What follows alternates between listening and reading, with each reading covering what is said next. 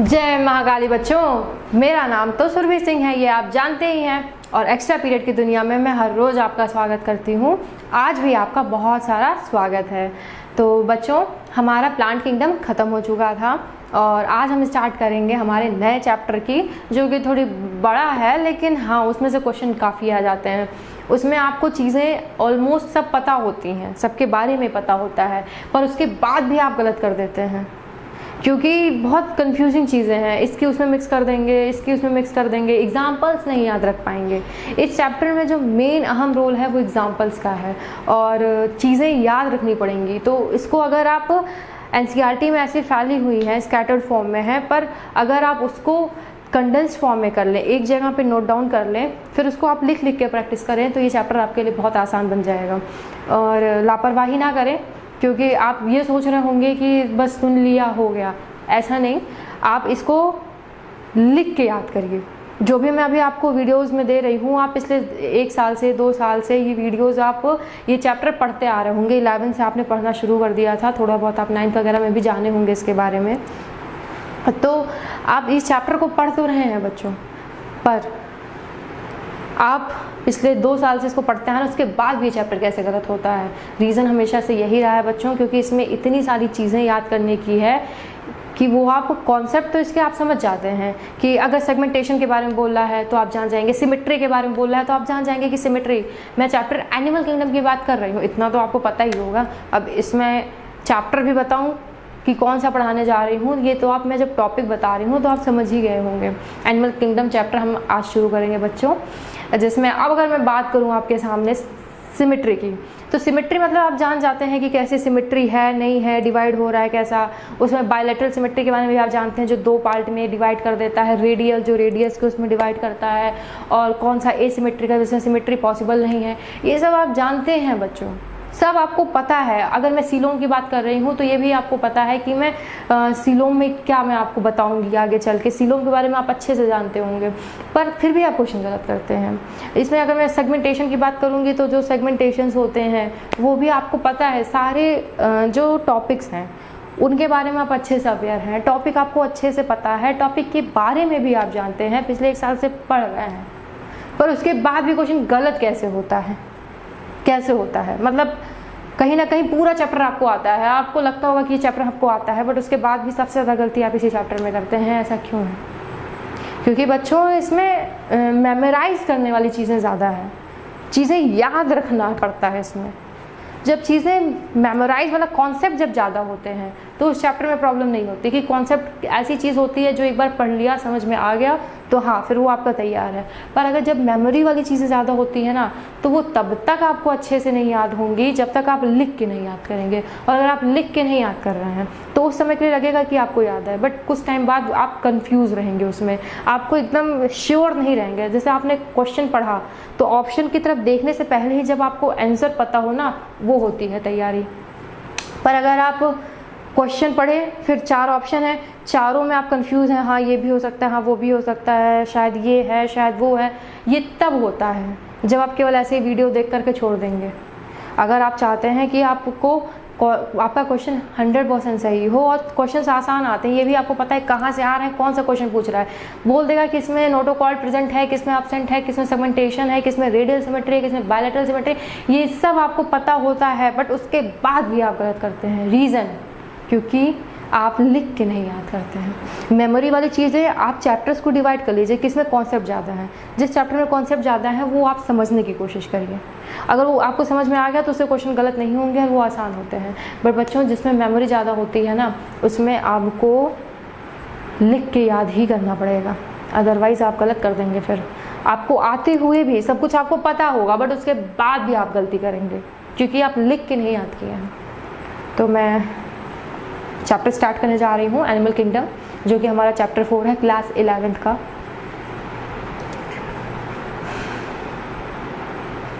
भूलना नहीं है, तो शुरू करने जा रहे हैं, आ जाइए।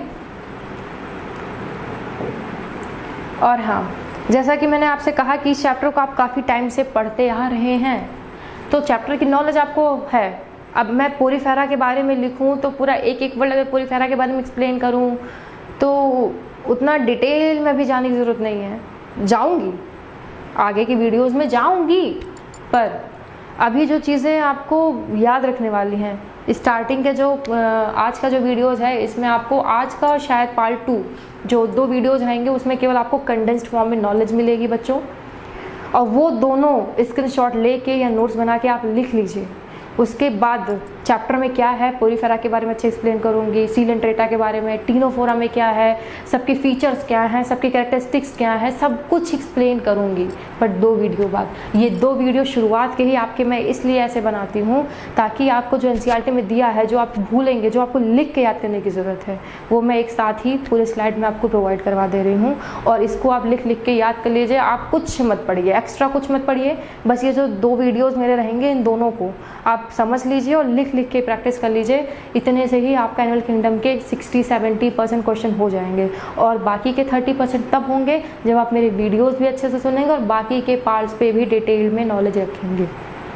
बट अगर आप ये जो आज की वीडियोस और इसके बाद वाले वीडियोस को अगर आप डिटेल में केवल जो स्लाइड्स में दूंगी उसके स्क्रीनशॉट लेके लिख के तैयारी कर लेना, तो इससे भी आपको 60% क्वेश्चन 70% बहुत आसानी से सॉल्व हो जाएगा। और इसमें कुछ बुराई नहीं है बच्चों कि अगर आधे घंटे की वीडियो से आपके क्वेश्चन सॉल्व हो जा रहे हैं, 2-4 बार लिख लेने से आपके क्वेश्चंस निकल जा रहे हैं, तो ये आपको करना ही चाहिए।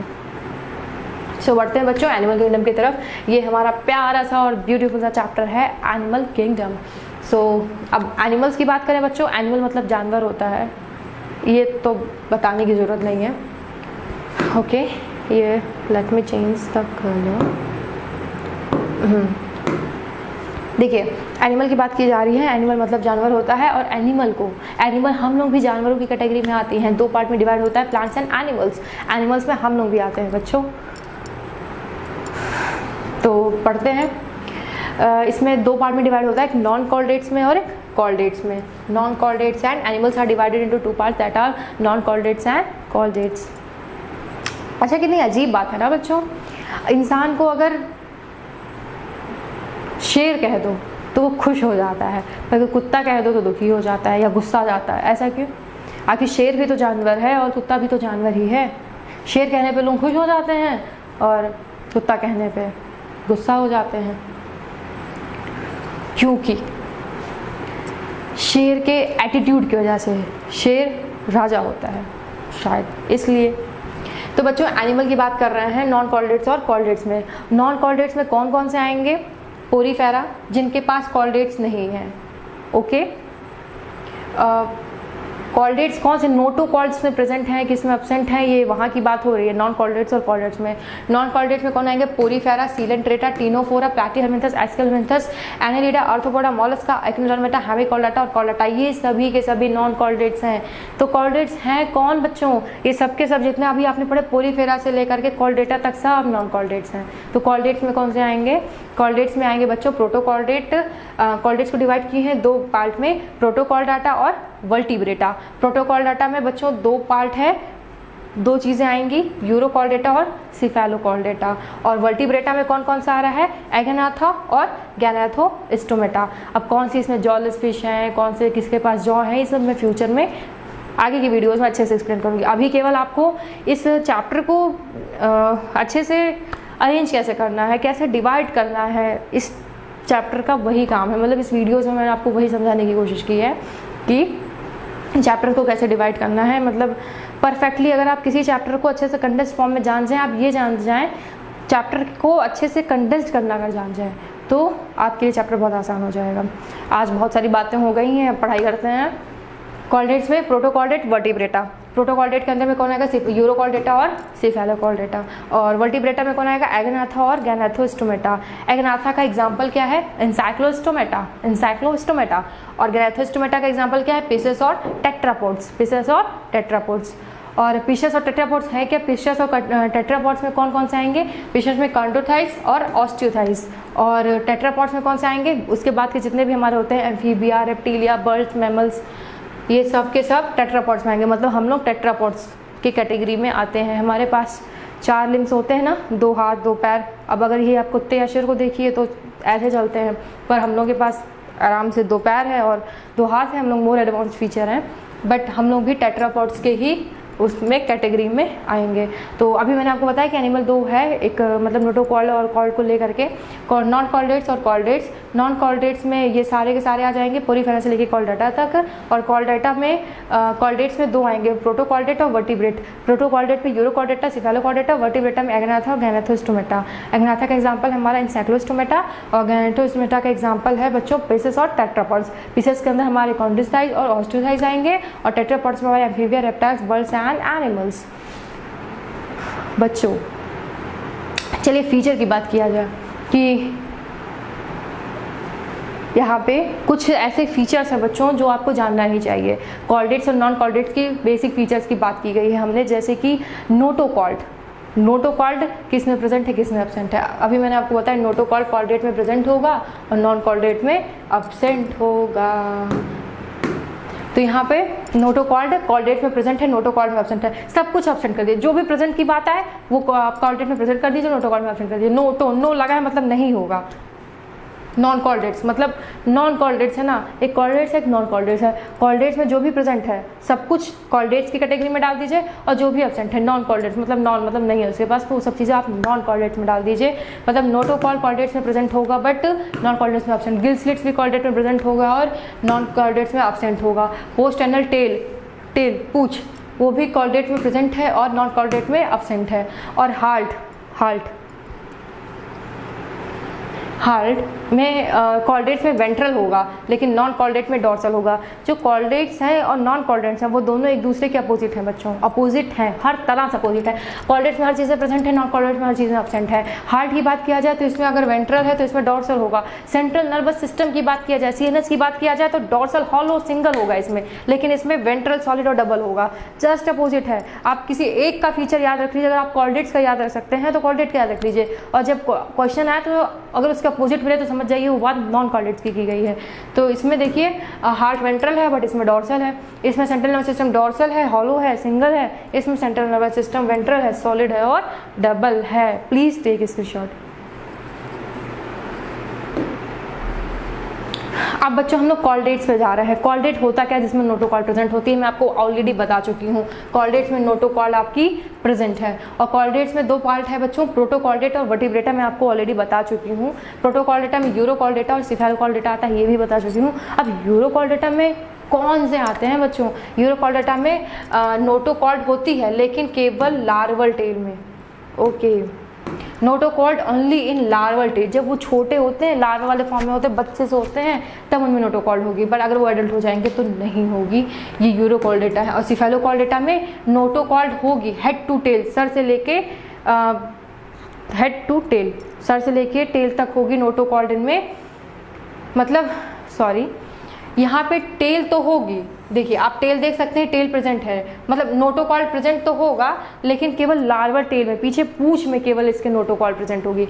सपोज ये अगर नोटोकॉर्ड है ना आपकी, ये नोटोकॉर्ड है तो ये केवल पूंछ में होगी यूरोकॉर्डेटा में, लेकिन सिफेलोकॉर्डेटा में ये इसका सर है और यहाँ इसकी पूंछ है अगर, तो सर से लेके पूंछ तक इसमें नोटोकॉर्ड होगी।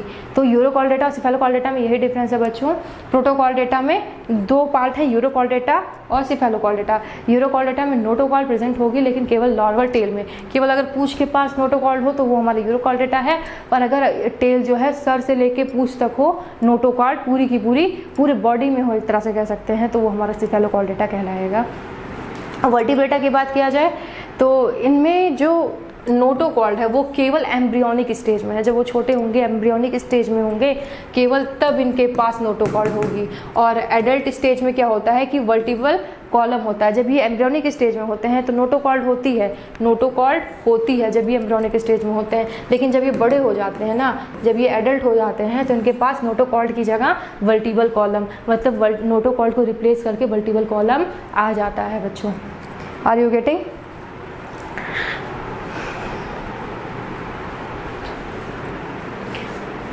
स्क्रीनशॉट ले लीजिए। अब बात करेंगे बच्चों लेवल ऑफ ऑर्गेनाइजेशन की, किसको ऑर्गेनाइजेशन कैसे की गई है। ऑर्गेनाइजेशन के बारे में आप भली भांति जानते हैं। ऑर्गेनाइजेशन क्या है, लेवल ऑफ ऑर्गेनाइजेशन क्या है, मतलब कैसा लेवल है उसका। अगर कोई एक चीज़ सिंगल सेल से बना हुआ है तो उसकी लेवल ऑफ ऑर्गेनाइजेशन क्या होगी, सेलुलर होगी। पर अगर बहुत सारे सेल मिल करके बने हैं ये तो वो टिश्यू लेवल ऑर्गेनाइजेशन होती है। और बहुत सारे टिश्यू मिल करके अगर बने हैं, ये कोई अगर ऑर्गन बन गया है हमारा, तो ये हमारा ऑर्गन लेवल हो गया। और बहुत सारे ऑर्गन मिले हैं तो पूरा का पूरा ऑर्गन सिस्टम हो जाता है। लेवल ऑफ ऑर्गेनाइजेशन के बारे में आप जानते हैं, बचपन से पढ़ते हुए आ रहे हैं। तो लेवल ऑफ ऑर्गेनाइजेशन की बात किया जाए बच्चों, तो सेलुलर लेवल का एग्जांपल क्या है? पोरीफेरा। पोरीफेरा में हमारी सेलुलर लेवल की ऑर्गेनाइजेशन है। पोरीफेरा देखिए, जैसे जैसे टाइम बढ़ेगा वैसे वैसे सेलुलर लेवल ऑफ ऑर्गेनाइजेशन बढ़ती जाएगी। एडवांस, समय के साथ चीज़ें एडवांस होती चली जाती हैं, ये आपको अच्छे से पता है। तो सेलुलर लेवल में पोरीफेरा होगी, सेलुलर लेवल में पोरीफेरा होगी, सेलुलर लेवल में पोरीफेरा होगी। मतलब पोरीफेरा सबसे शुरुआत का है हमारा, तो जो सबसे शुरुआत है उसमें तो सबसे पहली लेवल ऑफ ऑर्गेनाइजेशन होगी ना। मतलब पोरीफेरा में हमारी सेल लेवल ऑफ ऑर्गेनाइजेशन है। और पोरीफेरा के बाद सीलन ट्रेटा और टीनोफोरा, मतलब दोनों सी। देखिए सीटी मतलब टीनो, सीटी दो सी है, सीटी टीनोफोरा और ये सीलन ट्रेटा, तो ये दोनों जो डबल सी है, सी स्क्वायर, वो टिश्यू में है। सीटी टीनोफोरा, सीलन ट्रेटा और टीनोफोरा। सीलन ट्रेटा दो सी है, ये आपको याद रखना है, सी से सीलन ट्रेटा, सी से टीनोफोरा। लेकिन टीनोफोरा में टी आ रहा है ना, टी से याद रखना है कि वो टिश्यू है, टिश्यू लेवल ऑफ ऑर्गेनाइजेशन उसमें होगी। तो पोरीफेरा जो सबसे शुरुआत का है उसमें सेलुलर होगी, और सीलन ट्रेटा और टीनोफोरा जो सी स्क्वायर है इसमें ये टिश्यू लेवल होगी। और ऑर्गन जो है उसमें प्लैटीहेलमिन्थस होगी। प्लैटीहेलमिन्थस ऑर्गन लेवल किसमें होगा बच्चों? प्लैटीहेलमिन्थस। प्लैटीहेलमिन्थस काफ़ी अच्छा नाम है, तो ये प्लैटीहेलमिन्थस से आप याद रखिएगा कि इसमें थोड़ा अच्छा नाम है ना, तो ये ऑर्गन सिस्टम केवल प्लैटीहेलमिन्थस बच रहा है। तो ये प्लैटीहेलमिन्थस में आपका ऑर्गन लेवल है। और उसके बाद के जितने भी बचेंगे, मतलब प्लैटीहेलमिन्थस के बाद से चाहे एस्केलेहेलमिन्थस है, चाहे एनेलिडा है, चाहे आर्थ्रोपोडा है, चाहे मोलस्का है, चाहे एक्टिनोडर्मेटा है, चाहे हेमिकॉर्डेटा है, चाहे कॉर्डेटा है, कुछ भी उसके बाद के जो भी बच रहा है, प्लैटीहेलमिन्थस के बाद से जो भी बच रहे हैं वो सबके सब उनमें organ system level of organisation पाया जाएगा। तो पोरीफेरा में बच्चों क्या पाया जाएगा? स्पॉन्जेस सबसे शुरुआत में है, स्पॉन्जेस में आपका पोरीफेरा आ जाएगा। देखिए स्पॉन्जेस में आपका पोरीफेरा आ गया।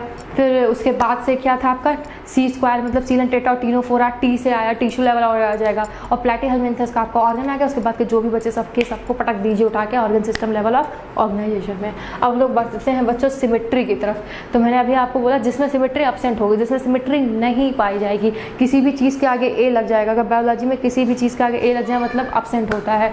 तो एसिमेट्रिकल मतलब सिमेट्री एब्सेंट होगी स्पॉन्जेस में। स्पॉन्जेस का डायग्राम आपने देखा होगा, कैसा भी ऊबड़ खाबड़ उल्टा सीधा बन जाता है। तो जो चीज़ ऊबड़ खाबड़ है, उल्टी सीधी है, उसमें आप सिमेट्री कर सकते हैं।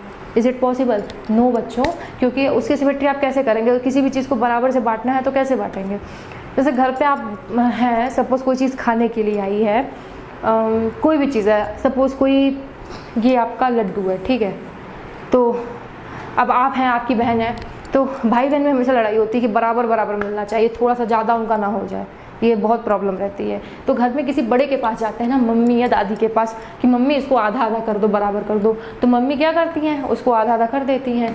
तो आधा इनके पास आ जाता है, आधा इनके पास आ जाता है, और चेक करते हैं कि उनका ज़्यादा तो नहीं है, होता है ना। तो ये इसमें सिमेट्री कैसे हो पाई? क्योंकि ये सर्कुलर था, इसका एक प्रॉपर शेप था, लड्डू स्फेरिकल था, गोल था, तो इसका आराम से डिवाइड कर लेगी मम्मी। लेकिन अगर वही लड्डू हमारा ऐसे ऐसे ऐसे ऐसे शेप का होता तो क्या डिवाइड कर मिलता? नहीं कर मिलता। तो वही बात है बच्चों कि स्पॉन्जेस का शेप बहुत अजीब सा होता है, तो उसमें सिमेट्री पॉसिबल नहीं होती है, इसीलिए वो एसिमेट्रिकल होता है। अब बात की जाए कि किसमें सिमेट्री रेडियल है। रेडियल जैसे कि ये आपका सर्कुलर है, तो आप रेडियस तो पढ़े होंगे ना, रेडियली किसी चीज़ को डिवाइड किया जा रहा है, ऐसे है तो ऐसे डिवाइड करेंगे ना। जस्ट मिनट, मैंने बहुत गंदगी फैला दी है बोर्ड पे, मुझे साफ़ कर लेने दीजिए, अदरवाइज़ आपको चीज़ें समझ में नहीं आएंगी। छिछा लेता है, कर दिया है मैंने। अब थोड़ा देखने लायक हुआ बोल्ड आपका।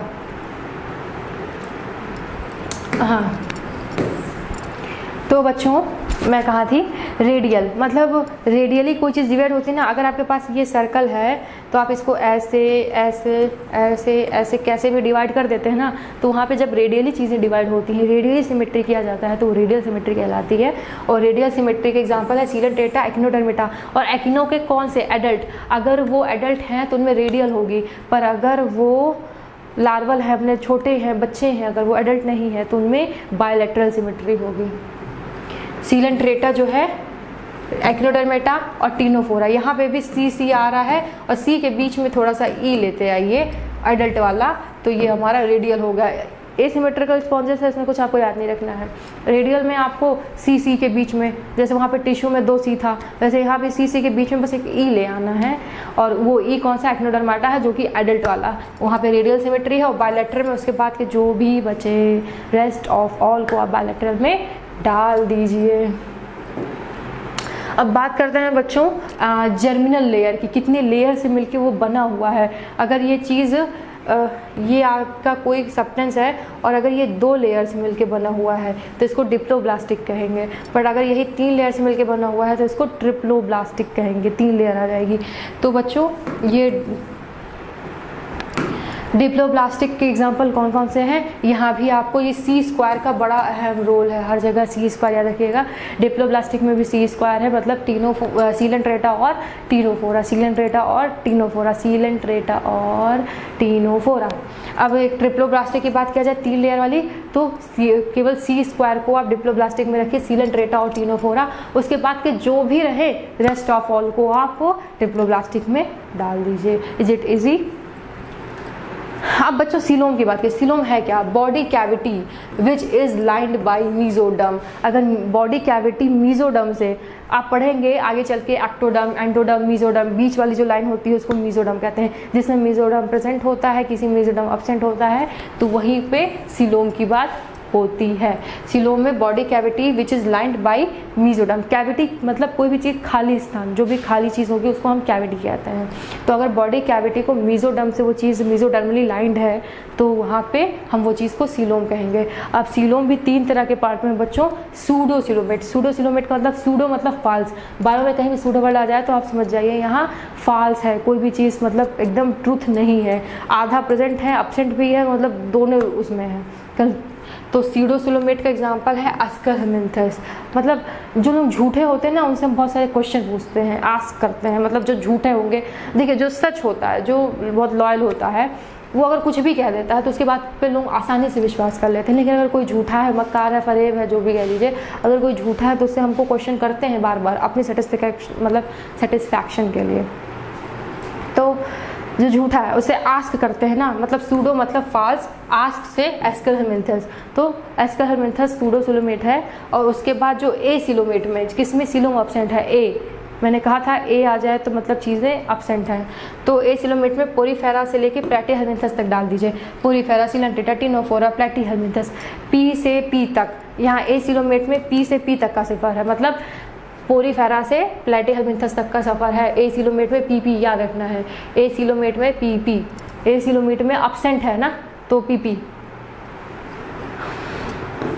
पोरीफेरा से प्लैटीहेल्मिन्थस तक ए सिलोमेट में डाल दीजिए। उसके बाद के जितने भी बचे सबके सब सिलोमेट हो जाएंगे।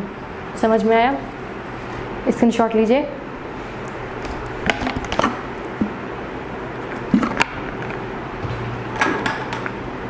अब बच्चों सेगमेंटेशन की बात किया जाए तो सेगमेंटेशन किस में प्रेजेंट होगा। सेगमेंटेशन जैसे कोई भी चीज़ सेगमेंट में अगर डिवाइड कर दी जाए, ये कोई है हमारे पास सपोज कोई भी रॉड है या कोई भी चीज़ है, इसका देखिए हम लोगों ने सेगमेंट में इतने सेगमेंट डिवाइड कर दिया, 1 2 3 4 5 हिस्से कर दिए, तो इसका सेगमेंट कर दिया, सेगमेंटेशन कर दिया। वैसे ही किन किन चीज़ों में आपको सेगमेंटेशन देखने को मिलता है, तो इसके एग्जाम्पल हैं एनालिडा में, ऑर्थोपोडा में और कॉर्डेटा में।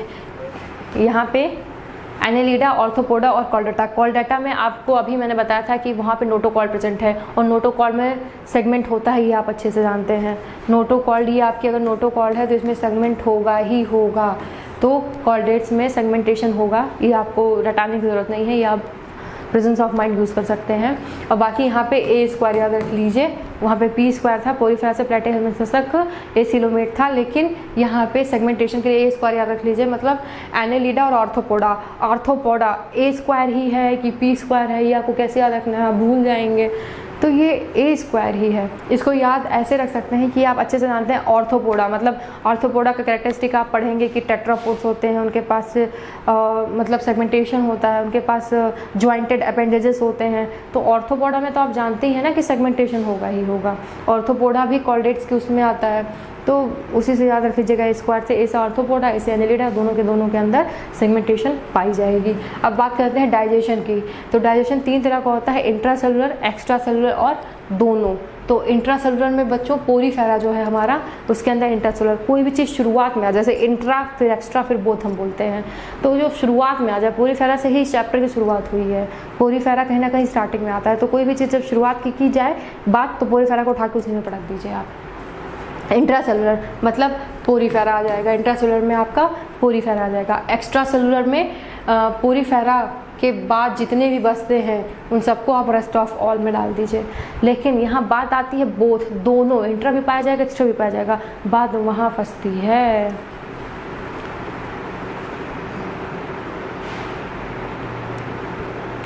तो अब यहाँ पे भी बच्चों वही सी स्क्वायर वाला खेल आ गया। मैंने बोला था सी स्क्वायर पी, वहाँ पी की बात हो रही थी ना, तो सी स्क्वायर पी वाला आ गया यहाँ पे भी। इस पूरे चैप्टर में आप सी स्क्वायर और पी स्क्वायर इस पर यही पाएंगे।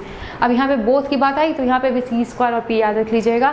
सीलन टीनोफोरा में इंट्रा और एक्स्ट्रा दोनों के दोनों पाए जाएंगे, और प्लेटीहेलमिन्थस में भी दोनों पाए जाएंगे। इंट्रा में केवल स्पॉन्ज याद रखना है, और बोथ में आपको सी स्क्वायर पी याद रखना है, सीलन टीनोफोरा, प्लेटीहेलमिन्थस, और उसके बाद के जो भी बचे ना सब उठा के आप एक्स्ट्रा सेलुलर में डाल दीजिए।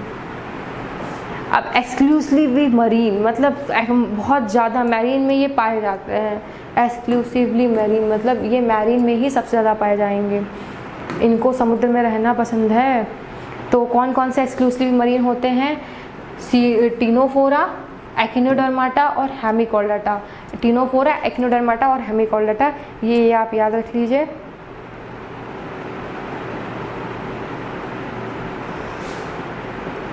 एक्सक्लूसिव मरीन कौन से होंगे? टीनोफोरा, एकिनोडर्माटा और हेमिकॉर्डाटा। प्लीज़ स्क्रीनशॉट ले लीजिए। अब आते हैं बच्चों सर्कुलेटरी सिस्टम की तरफ। अभी मैंने आपको डाइजेस्टिव की बात बताई थी, इंट्रा एक्स्ट्रा और बोथ। अब सर्कुलेटरी में भी 2 तरह का सर्कुलेटरी, एक ओपन होता है, एक क्लोज होता है। अगर ब्लड ऐसे ही ट्रांसफ़र हो रहा है पूरे बॉडी में बिना किसी ब्लड किसी अच्छे सिस्टम से नहीं हो रहा है, मतलब ऐसे ही हो रहा है, तो वहाँ ओपन सिस्टम होता है। और क्लोज तब होता है जब बाकायदे भगवान जी एकदम ब्लड वेसल्स वगैरह के थ्रू भिजवा रहे हैं ब्लड, तो वहाँ क्लोज सिस्टम होता है। ओपन सिस्टम आर्थ्रोपोडा में, मोलस्का में, एकिनोडर्मेटा में और हेमिकॉर्डाटा में आता है।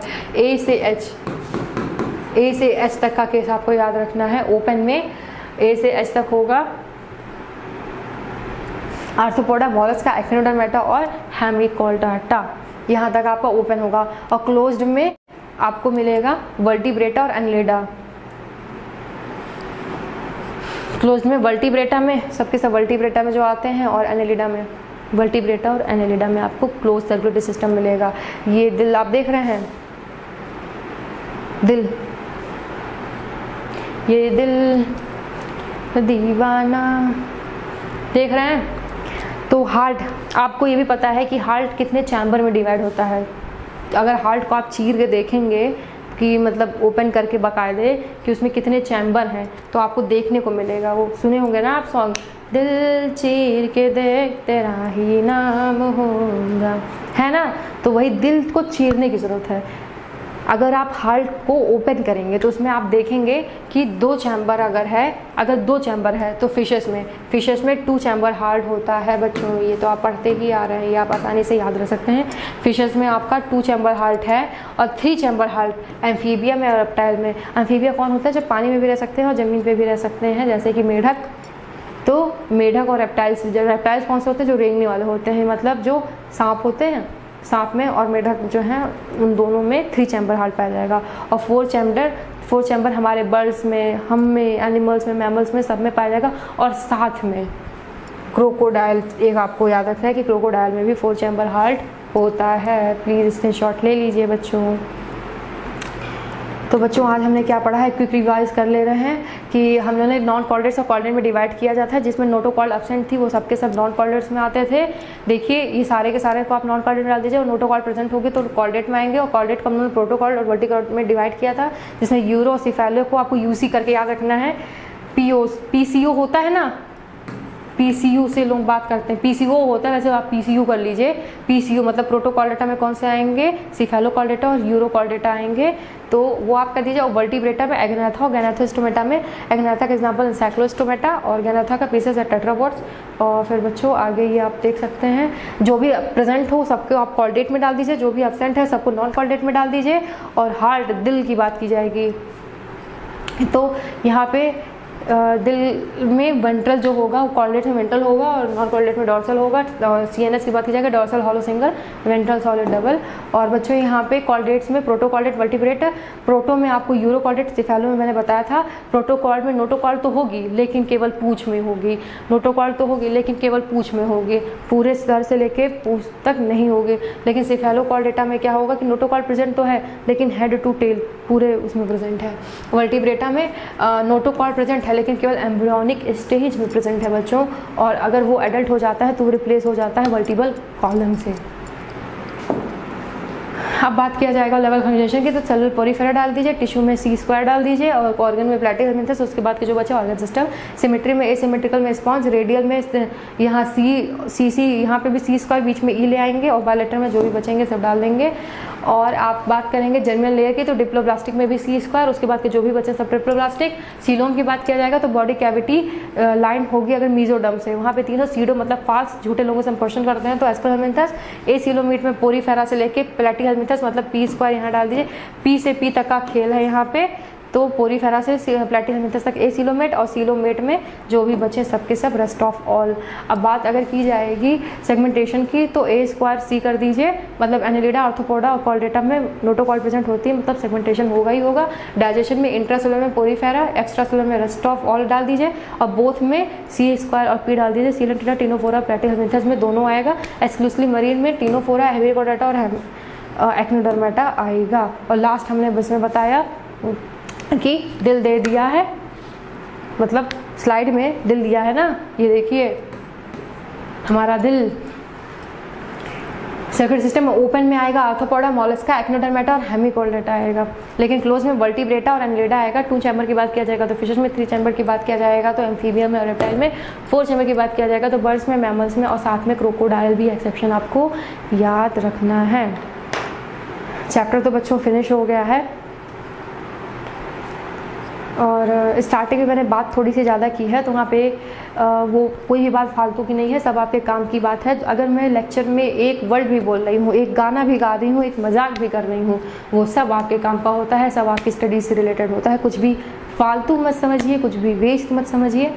टीचर्स की रिस्पेक्ट करिए, उनके सिखाए गए हर शब्दों को सीखने की कोशिश करिए, ज़्यादा से ज़्यादा नॉलेज एक्वायर करिए, और जो भी पढ़ाए हैं उसको पढ़ते रहिए और नोट्स प्रॉपर बनाते रहिए। और इस चैप्टर में मेरी आपसे एक हम्बल रिक्वेस्ट है कि प्लीज़ लिख के याद करिएगा जो भी स्लाइड में मैंने दिलवाया है। इसके बाद की वीडियोस में भी जो भी नॉलेज आपको दूंगी उसको आपको लिख के याद करना होगा, और समझने वाला जब बात कॉन्सेप्ट की आएगी तो वो तीसरे वीडियो में आपको कॉन्सेप्ट वाली चीज़ें मिलेंगी। तो अब चल रहे हैं बच्चों, जाती हूँ मैं क्योंकि काम बहुत है। आप भी पढ़ाई करिए अच्छे से। जय महाकाली, और वीडियोस को please like, share and subscribe. All the best. जय महाकाली।